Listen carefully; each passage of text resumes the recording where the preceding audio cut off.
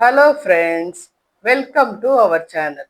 இன்னைக்கு நாம Rajasthani recipe onion chana sabzi எப்படி செய்யலான்னு பார்ப்போம். இந்த மெத்தட்ல செய்யும்போது டிஃப்ரெண்ட் டேஸ்ட்ல இருக்கும்.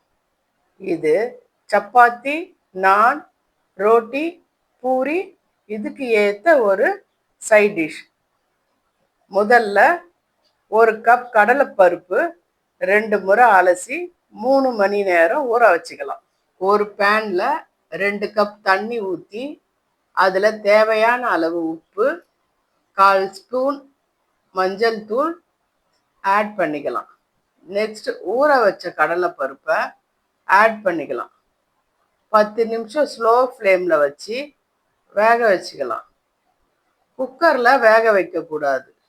இது போல் கடலைப்பருப்பு வெந்ததும் தண்ணியை வடித்து எடுத்து வச்சுக்கலாம். சின்ன சைஸ் வெங்காயம் 10 தோல் உரித்து எடுத்துக்கலாம். வெங்காயத்தோட பேக் சைடில் ப்ளஸ் மாதிரி லைட்டாக எல்லா வெங்காயத்தையும் கீறிக்கலாம்.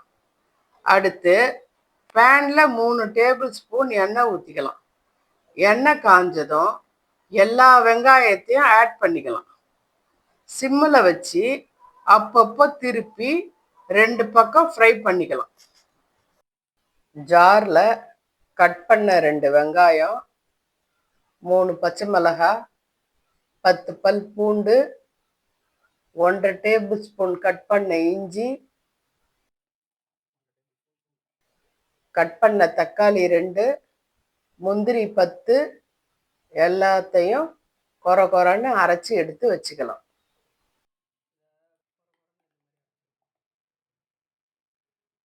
இது போல ஃப்ரை பண்ணுறதால வெங்காயத்தோட காரத்தன்மை இருக்காது. நாம் ஆனியன் சமோசா சாப்பிடும்போது ஆனியனோட டேஸ்ட் இருக்கும். ஃப்ரை ஆனதும் எடுத்து வச்சிடலாம். வெங்காயத்துக்கு பதிலாக பேபி பொட்டேட்டோ வேக வச்சு போட்டுக்கலாம், உங்கள் விருப்பம். நெக்ஸ்ட்டு பேனில் 3 ஸ்பூன் எண்ணெய் ஊற்றிக்கலாம். எண்ணெய் காஞ்சதும் சீரகம் 1/2 டேபிள் ஸ்பூன் போட்டு கொஞ்சம் ஃப்ரை ஆனதும் கலோஞ்சி 1/4 ஸ்பூன் ஆட் பண்ணிக்கலாம். கலோஞ்சின்றது கருஞ்சீரகம். அடுத்து 2 லவங்கம், 1/4 ஸ்பூன் பெப்பர் ஆட் பண்ணிக்கலாம். ஃப்ரை ஆனதும் 1/4 ஸ்பூன் பெருங்காயத்தூள் ஆட் பண்ணிக்கலாம்.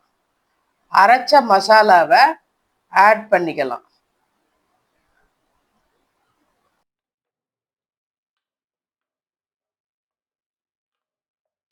ஒரு டேபிள் ஸ்பூன் தனியா powder, Kashmir red chilli powder 1 spoon, சீரக பவுடர் 1/4 ஸ்பூன், மஞ்சள் தூள் 1/4 ஸ்பூன், தேவையான அளவு உப்பு ஆட் பண்ணிக்கலாம்.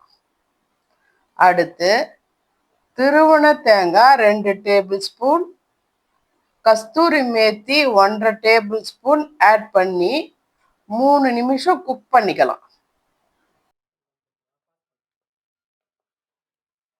அடுத்து வேக வச்ச கடலைப்பருப்பு ஆட் பண்ணி 5 நிமிஷம் சிம்மில் வச்சு குக் பண்ணிக்கலாம். ஃப்ரை பண்ண வெங்காயத்தை போட்டு சிம்மில் 2 நிமிஷம் குக் பண்ணி இறக்கினால் அருமையான ஆனியன் சன்னா சப்ஜி ரெடி. இந்த டிஃப்ரெண்ட்டான ரெசிபி செய்து சாப்பிட்டு என்ஜாய் பண்ணுங்க ஃப்ரெண்ட்ஸ். ப்ளீஸ் மறக்காம குக் வித் அபிஸ்மாம் சேனலுக்கு லைக் பண்ணுங்க, ஷேர் பண்ணுங்க, சப்ஸ்கிரைப் பண்ணுங்க. எப்படி இருந்ததுன்னு கமெண்ட் பண்ணுங்க. தேங்க்ஸ் ஃபார் வாட்சிங். Be happy friends.